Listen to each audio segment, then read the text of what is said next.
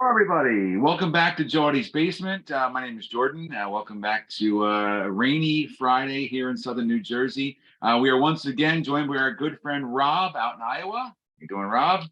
Not bad. How are you? I am doing well, thank you. Happy it's Friday and happy to be culminating another week of re-listening to some of these great albums from these bands that we're choosing to count down. If you haven't seen the previous countdowns that Rob and I have done, you can see them in the playlist for ranking the albums here on on the channel. We did Asia, where we did Transatlantic first week, and then last week we did Van Halen, which was a fun one to do. And today we're doing our largest discography yet. We're tackling the great Iron Maiden, the great metal band that's been nominated. I don't know if they're elected to the Hall of Fame, but they've certainly been nominated again this year. And there are 17 albums from the most listened to the least listened to in our preferences. So we're going to count them down from 17 down to one. I would let you know also that Rob is one half of a really cool progressive rock duo called Liberty's Exiles. You should check them out. The link is below in the description if you're into that kind of thing. You like independent music. Rob's been doing it for a while, and his band is pretty cool. Lots of good stuff to check out. So do check out the link if you can. And also, as we say every week, please share this video, comment on it, tell us what you think of your top Iron Maiden albums, and let's have a discussion. We're only doing studio albums here, so we're not going to be doing albums like this great live album, Live After Death, not included. No greatest hits, no compilations. There's a lot of them for Maiden. There's EPs like these. We're not going to include those. We're going to do all 17 studio Maiden albums. That's comprised of 3 different singers. We'll get to that. So just want to make sure you get the ground rules right. So that covers about everything we wanted to say up front. We're going to throw it over to Rob for your number 17. Take it away. Yeah, well, I spent the whole week going through all these again, listening, ranking them, figuring out where I wanted them. And the bottom of the pile is a couple obvious ones. I thought for me, I think it might anger everybody else. So the debut, great album, but it's the one I listened to the least. I mean, I love Charlotte the Harlot. The title track is great. But for me, though Paul is a fantastic singer, I feel like the band wasn't to where I liked them yet. Musically, they just weren't at that kind of epic symphonic kind of feel that I just love. Wow. This is going to be a fun video. Told you. Well, last week, just in case you haven't seen it, Rob, my final number 12 for Van Halen was Rob's number 1. So could it happen again this week? We'll see. But that is quite a surprise. You're right. It's surprising that that's down there. Very, very interesting. Well, I want to give you a disclaimer off the bat. I am not a Blaze Bayley fan. I wanted to like the albums after Bruce left. I'm open to other singers. Blaze was there. I saw them live. I thought maybe it would change my mind. It did not. So the final 2 albums on my list, and we'll go in order here, but number 17 for me is Virtual 11. I don't own it. I have owned both the X Factor and Virtual 11 one time in my life. I've got rid of them both. I don't like either one, even a little bit. I just don't like him as a singer. Not for Maiden, and I even listened to his other stuff that he had sang. I'm not a fan of his voice. Nice guy, gave it his best. Iron Maiden, I think, made a curious choice there. But I mean, I like Future Real. I like the Klansman, which Bruce sang live for a couple of years. That's not a bad tune. But overall, I just don't like either one. So Virtual 11 is my number 17. Number 16 for you, Rob. Gonna continue angering people, killers. Again, I love Paul's voice, but just I don't listen to these 2 albums all that much. Murders in the Rue Morgue is cool. Genghis Khan is a fantastic instrumental track. But overall, I just don't come back to this album all that often. Wow, I mean, it wasn't obviously they had the same personnel, but the first album produced by Martin Birch, so it started a long with him. But wow, so surprising. All right, good. Well, like I said, my number 16 is the X Factor. I liked it a little bit better than Virtual 11. I actually really liked The Sign of the Cross a lot, the first track on the album. But man, I try. I'll never forget sitting in my apartment in 1995. It was right. Just listening to that album constantly, trying and wanting to love it because I was such a Maiden fan. Never clicked. So it falls at number 16 for me. 15. Next up, No Prayer for the Dying. Again, some great stuff. I mean, I like the whole album. There's not a bad Maiden album for me, but this one just felt a little unfocused. Uh, Bruce was trying to raspier kind of vocal sound that just didn't really click. I like his more operatic kind of up in the stratosphere vocals. No, I totally agree with you. He went in another direction. That was Adrian Smith had left the band at that point, and it was definitely a different type of a sound. They were going for more of a streamlined thing, I think. More of a like a straightforward rock thing. But right. It does have only #1 song in the UK in the band's history. Bring Your Daughter to the Slaughter. So little trivia facts there. My number 15 is A Matter of Life and Death. Thankfully, they got better after this. The album is I want to say dry sounding to me. It wasn't mastered, which I didn't know until I was doing the research for this video, which kind of explains a lot. They were going for a kind of a raw live feel in the studio. And Nico was on record as saying this was the best album he'd ever recorded with Maiden up until that point. 2006, it's their 14th album. The critics ate it up. They loved it. I don't know why. I just think it's kind of boring, to be honest. And this is the beginning of that time where they started to stretch things out. They started to make 4-minute songs into 8-minute songs. I think there's too much runway on the front, too much runway on the back. I would love to have fantasized about taking some of these albums, chopping the first 2 and last minute off, and just listen to the songs without those runway portions. But there's some pretty decent. I mean, the Incarnation and Brig, I think, is a good tune on this. And it's not awful. Again, I agree with you. There's not a really terrible Maiden album, except for the Blaze ones for me. But this is the bottom of the barrel for the Bruce albums. Number 14. Now I'm getting to Virtual 11. Again, I love the tune When Two Worlds Collide. Is just fantastic. Klansman, classic Maiden there. The music was more the way I like my music from Maiden. I agree with you on Blaze's voice. It didn't quite fit Iron Maiden, but I kind of tried to put that aside and just listen to the music, and I thought it was incredible musically. Even if, once again, his voice didn't really fit Iron Maiden. I wanted those higher notes. I wanted the more kind of epic feel that he just couldn't deliver, but musically, the album's phenomenal. Yeah, I mean, there's no denying it. You make a good point. They are fantastic musicians. I mean, Steve Harris obviously is recognized for his bass, but the rest of the band is, I think, underrated as musicians. They're tremendous, and they've always worked well together. So I agree with you. Musically, I had no problem with those 2 albums at all. It was the vocals for me. But number 14, we're kind of staying in that same era for me, is The Final Frontier, an album that when it came out, me along with other Maiden fans thought it might be their last album, called The Final Frontier. Turns out that was just a farce. This is a very long album, 76 minutes long, just 10 songs.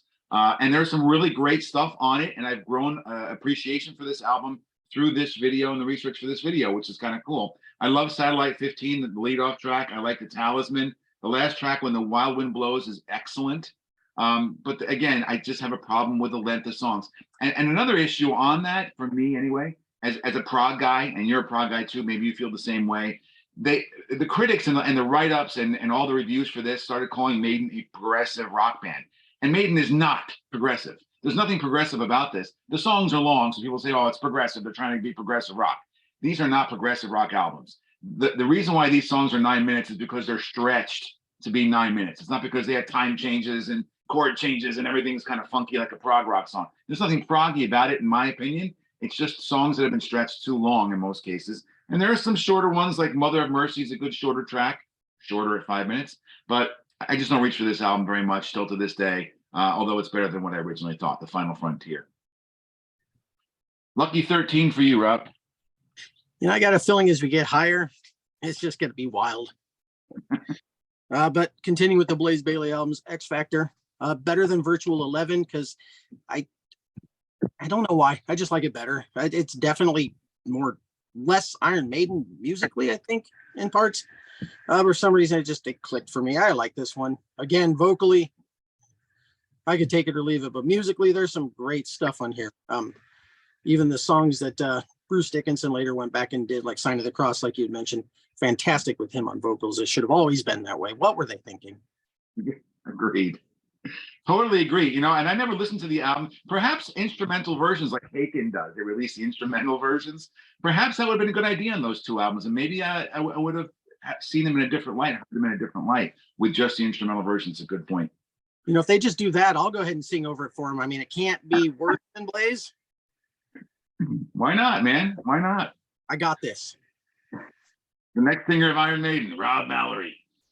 All right, let's go to Lucky 13 for me, and that is this behemoth in many ways, the Book of Souls. I mean, we haven't mentioned the artwork yet for Maiden, and we're gonna, as we get higher in the list, the artwork just becomes unbelievable. Derek Riggs most of the time. But yeah, this thing is just with the Mayan Eddie. I could stare at that picture the whole time listening to this album. But the Book of Souls, 2015, band's 16th album. When I say behemoth, I mean this thing is 92 minutes long. It was recorded during a time where we find out later Bruce had throat cancer and was battling through that, which makes the vocal performance even more ridiculous. And there are some tremendous songs on here, albeit, again, I go back to the long, drawn-out, long runway songs. But there are some great ones. I think Empire of the Clouds is brilliant. It's a Bruce tune with piano and a Maiden song. I think it's awesome. If Eternity Should Fail and Speed of Light are fantastic to lead the album off. And I really love the Red and the Black as well. So I thought this was an excellent album, best up until that point in their later part of their career. Obviously, there are one or two that came after that are better, or one that came after it chronologically that's better. But yeah, this is my number 13, The Book of Souls. Number 12. Now we're getting into the hard ones for me. These were all harder to rank, but someone had to come next in Peace of Mind for me. Although I really wish they would have lobotomized Eddie.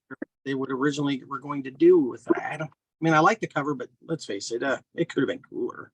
But a great album. The Trooper is, of course, classic. Where Eagles Dare, Flight of Icarus, but it's just where it fell for me. Again, it was hard, but I sort of like went with which album I had the most fun listening to, and that's where these all kind of came in. So, and again, fantastic album, but that's where it fell for me. Fantastic. I mean, wow, you're right. I'm ready. Let's go. Number 12 for me is Brave New World. And this is going to surprise some people too, because I know a lot of folks love this. And I always wonder, do people love this album because it's a great Maiden album, or because Bruce was back? And oh my God, this thing is incredible, because I hadn't had Bruce Maiden for several years, since Fear of the Dark. And all of a sudden he's back for Brave New World.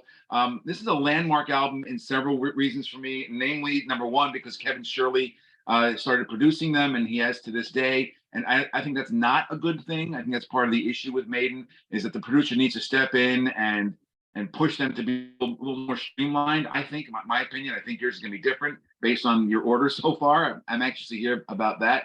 But Brave New World is still a very, very good Maiden album. I think Blood Brothers is magnificent. The Ghost of the Navigator is my favorite track on this album. But it's got a lot of very, very good songs. Very, very few great ones, but still a good part of the catalog. And it finishes for number 12 with me, if I could speak right. Number 11, Rob. I'm flummoxed. Fear of the Dark. I think this was the last with Bruce for a while, I believe. Mm-hmm. It's a fantastic album. Fear is the Key is it's vocally a little I think it would be woke today, but I enjoy it. Afraid to Shoot Strangers. Fear of the Dark, great title track. I mean, it's a fantastic album, and I mean, you gotta love Eddie in the Tree there. I don't know what he was doing there, but he was up to some mischief. Yes. Eddie's always, I love the way they always do something different with Eddie, but it's a great comeback, especially coming off of an album that you ranked lower, that No Prayer for the Dying. So a nice comeback for them. It would be, you're right, Bruce's last album, and the last one that was produced by Martin Birch. So again, a landmark moment for the band for me. Number 11, an album that I rank higher than Brave New World that most do not, is Dance of Death, the one that came right after, 2003, the band's 13th album. Very, very strong. And there's a lot of filler on this album. Predominantly the cover, which is just astonishingly bad for the quality of Maiden album art over the years. I mean, brutal. I still don't understand the cover. And doing the research for this video, I discovered that it's a common thought. And especially even on the inside, what is that? That's not very Maiden. Musically, though, which is obviously way more important, this has some classic Maiden, especially vocal performance. Dickinson's is amazing on this album. Passchendaele. I have to mention Passchendaele, brilliant. Journeyman, awesome. Rainmaker, No More Lies. Wildest Dreams, the lead-off track, is a great rocker. I really like this album. I think it flows better than Brave New World. I think it's a better album, and I was excited they were going in that direction. So this album, Dance of Death, number 11 for me. We're in the top 10. Whew. All right, Power Slave, next for me.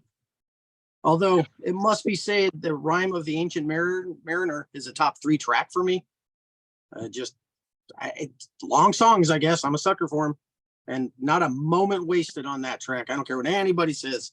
Not a moment wasted on that track. But also 2 Minutes to Midnight, I believe the last instrumental track thus far with Lost for Words. I don't believe there's another instrumental track in their career.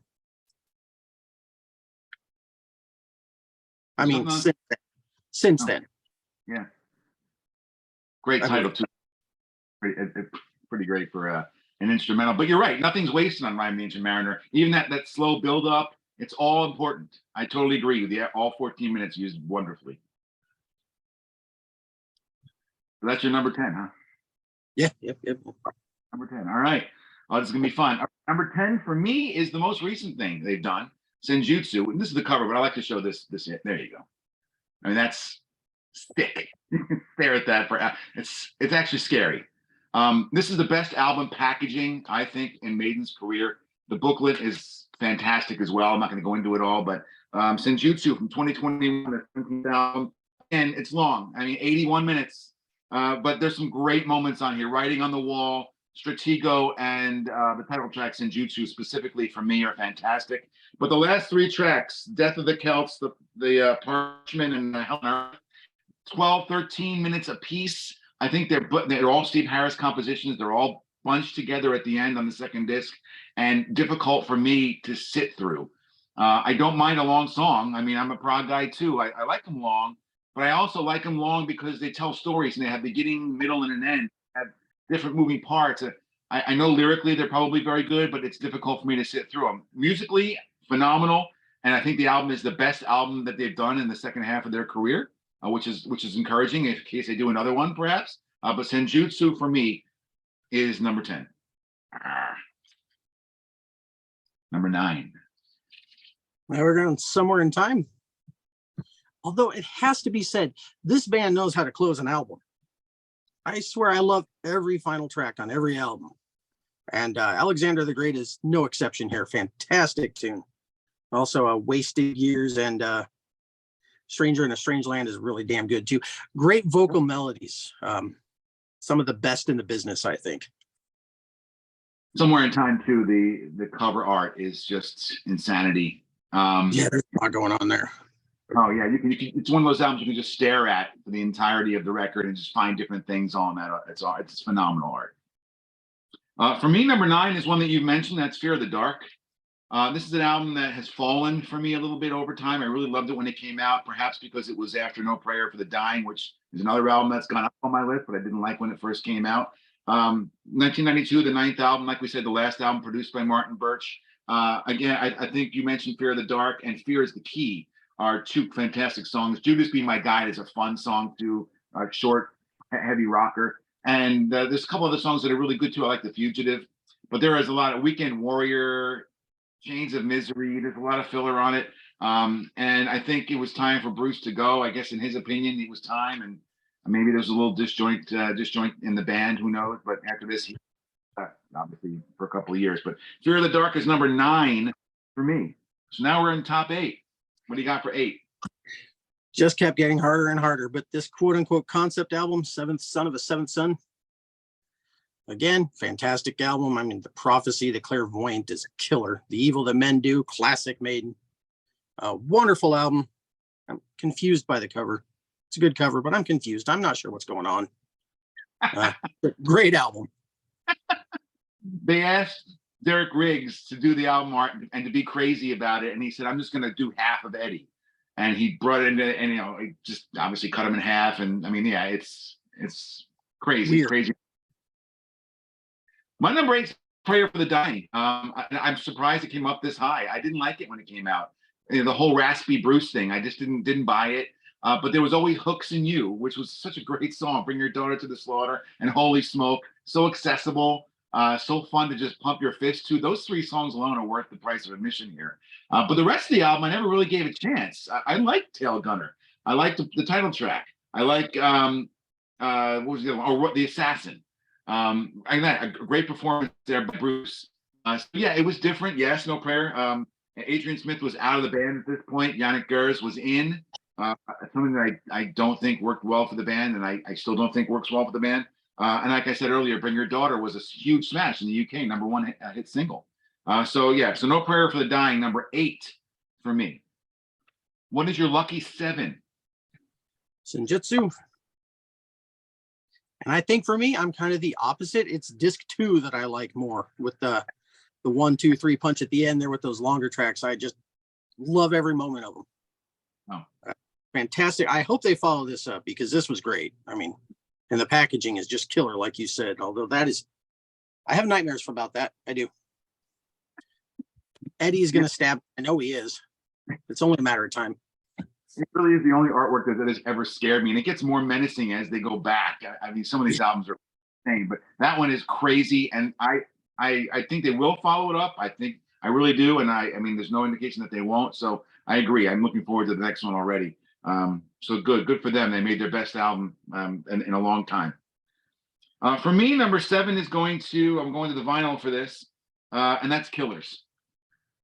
This is my original vinyl that I bought in 1981 or whenever it came out. Yeah, 1981. It's their second album. The first one produced by Martin Birch, and the last one headed up by Paul Di'Anno on vocals. An album that I didn't love at first, because I really loved the debut quite a lot. You'll see shortly. This, perhaps amongst menacing album covers, Rob, this might be the most menacing. I mean, Eddie's fresh off of axing this person who's grabbing onto him for dear life. And look at that face. Like, yeah, I did. Okay, so yeah, he's coming at you. This is craziness. But the double shot of Wrathchild and Murders in the Rue Morgue, for me, was, I mean, hair on the back of the neck, just killer metal. And they haven't hit that level of metal very often since. Yes, they've gone more majestic and symphonic, but where metal is concerned, woof. Those are 2 great songs, and there's some other great ones on here too. Genghis Khan, Killers is great, Prodigal Son. So yeah, Killers is my number 7. Number 6. It will be sacrilege that this did not crack my top 5. Just to warn you. Number of the Beast. Maybe sacrilegious. It's a fantastic album. Love every moment of it, except for Gangland. But otherwise, fantastic album from start to finish. It's like Pink Floyd with Dark Side of the Moon and Money. Great song, but it just ruins the flow of the album. For me, Gangland does that here. But fantastic album from start to finish. Bruce's first album with the band. Killer stuff, classic metal. Great album. Yeah, I agree. And you know, it's funny, you think about it for a second. If they maybe removed Gangland and replaced it with something else, maybe it would be a top 1, 2, or 3 album for you in the Maiden discography. It's got that one track, and I agree. I'm not a Gangland fan either. But my number 6 is one you mentioned, Somewhere in Time. I think I do have the vinyl here, which is really highly recommend because of the artwork. You really can see it. I mean, there's a list somewhere on the internet of all the different things in this album art that refer back to old. Like, for instance, this lamppost right here with the trash can on it is the same lamppost that's on the cover of the debut, which I'll show you in a second. So like, there's all this kind of cool stuff. It's just phenomenal album art. But again, you don't play the album art. And from a musical standpoint, I mean, the band was tired. I mean, they had a year-long, the World Slavery Tour, where this album came from, was a year long and 250. How many shows was it? I have it written down. So 190 shows, 185 shows or so. So the band was weary. They come right back. They make this thing, and it's got some unbelievable songs on it, though not as good as its predecessor, in my opinion. But Heaven Can Wait and Sea of Madness for me are the 2 killer tracks on here. I don't love the Long Distance Runner that much. I think it's a little fillery. Same with Deja Vu. But I agree with you, Alexander the Great, with that soaring Bruce. You can't say the words Alexander the Great without singing them like he sings them in the song. Every time I see that term, I'm like, yeah, you know, and I hit my Bruce, which I'm not going to try for you here. Don't worry. I don't want to ruin the video. But for me, number 6 is Somewhere in Time. All right, man. We are here. We are in the top 5. For me, a matter of life and death. I feel like you wouldn't want to call it prog, but epic. Definitely epic. A huge epic fill. Obviously, there's no long Jordan Rudess keyboard solos or anything, but just an epic fill to the album. And I love it. And again, it looks like Eddie's ready to get up to some fuckery there, leading these skeletons into battle. I love it. Just like the album. I mean, These Colors Don't Run is a great song. The Reincarnation of Benjamin Brigg, and of course, The Legacy to close out the album. Fantastic. Again, perfect closing cut. I wouldn't have picked a better song to end the album. You sound a lot like some of the reviews that I read. Many critics and many people who reviewed the album say the same thing. It's epic, it's huge, it's live sounding. I mean, yeah, I mean, all the reasons why I put it at the bottom of my list, you're putting close to the top of yours. This is classic. I'm so happy this is exactly the way I was hoping it would come out, with a good difference of opinion and dichotomy here. My number 5, though, is The Number of the Beast, and I thought we would be a little bit at odds with this one. I thought, like many Maiden fans, you'd have this ranked at the top or 1 or 2. For me, it's not close because of 2 songs, Gangland and Invaders, which I don't particularly like. But it's got arguably 3 of the most classic Maiden, 3 of the most classic metal songs ever recorded: Number of the Beast, Run to the Hills, and Hallowed Be Thy Name. Hallowed Be Thy Name might be arguably the greatest song ever, in the world of heavy metal, especially this genre of heavy metal, new wave of British heavy metal or whatnot. But yeah, first album with Bruce, such a big change, like a paradigm shift, and an album that changed the shape of metal to come. This was Screaming for Vengeance, was around the same time by Priest, 2 landmark albums. But yeah, mine only ranks number 5, but it's that doesn't mean that it's bad. It's still a phenomenal album, front to back, except back. But anyway, I digress. All right, number 4. Finishing much higher for me, Dance of Death. I mean, if you judge this book by this cover, just toss it in the trash. The cover's terrible. I hate it. But musically, I mean, Age of Innocence and Journeyman, 2 phenomenal tracks to close the album. Wildest Dreams, Gates of Tomorrow, just a fantastic album. Passchendaele, of course, great album. Yeah, and sort of, it's like that rebirth of that epic sound that I just love of their later albums, as you'll see in the rest of my list. Yeah, definitely a fan of the later Maiden. I'm I can see it because I read about it and all the research I've done for this. Like, I can see people love it, and you're perfect. You're right in line with them. So that's good stuff. For me, this album, which is my number 4, is in my top 5 albums that changed my life. But for Maiden, it's only number 4. That's the debut. When this album came out, I was listening to the Pretenders, Cheap Trick, Foreigner, Styx, Boston, FM radio. And then this happened. I saw the video for Iron Maiden, the song Iron Maiden, on MTV like a half a year later or a year later. Oh my God. And then the cover, as a 13-year-old kid staring at this. Are you kidding me? This changed my musical listening. I mean, it took me away from Cheap Trick. I mean, I still love Cheap Trick and Pretenders and all. We should do both of those bands. But it changed the way I listen to music completely. For Maiden, they went on to bigger and better things, obviously, based on the list. 3 more for me that are better. But this thing, I mean, Remember Tomorrow and Running Free are kind of generic rockers. They're great live, but they're kind of generic. Phantom of the Opera is still a great top 5 Maiden song for me. And of course, the title track, I remember seeing it on MTV, Iron Maiden, Iron Maiden, Iron Maiden, in the bottom when they had the little subtitles. But yeah, I mean, this thing is just a life changer for me, and my number 4 Iron Maiden album of all time. So we're in the top 3 now. What do you got? These next 2 are really tough for me because I love them both equally. So tied for number 2, I guess it'd be The Final Frontier. And I got this weird sort of metal case thing for it. But great album. I just think that 1-2 punch of the opening, Satellite 15 and Final Frontier, is amazing. And once again, closing track, When the Wind Blows. It doesn't get better than that. Just a killer track. I love it. It is. The album opens and closes phenomenally. It's the middle stuff that gets me a little bit, but the opener and the closer are killer. I love every track in the middle too. I'm just not a wasted moment, the whole album for me. Now that, and I was so happy they continued on, because look at they come out with an album called The Final Frontier, and everybody's like, what is this it? Thankfully they decided to continue on. So good. That's good for us. All right. Top 3. Number 3 for me would have been number 2 before looking into it for this video and making my ranking, and that's Peace of Mind. And the reason it fell a notch, well, partially because number two rose a notch. Let's give it credit. But I listened to A Flight of Icarus and The Trooper, and they didn't hit me as hard as they used to. Perhaps because they've just grown tired a little bit with me, although they're so good live, especially The Trooper, so amazing live with Bruce waving the flag and running around. I mean, oh, it's just a amazing live. And for me, the killer track on this, Die With Your Boots On, will never get old. That song just makes me want to go hit something. It's pure metal. Die With Your Boots On is. And I really love Sun and Steel is an underrated Maiden song. It's got a real catchy chorus. It's a lot of fun. But the album ends a little weak for me to Tame a Land. I wish that would have been a little stronger track. That Maiden was ending with such great tracks. But yeah, it's A Piece of Mind is an all-time classic for me, Eddie in the Sanitarium. That's my number 3. That brings us to the top 2. Book of Souls, number 2.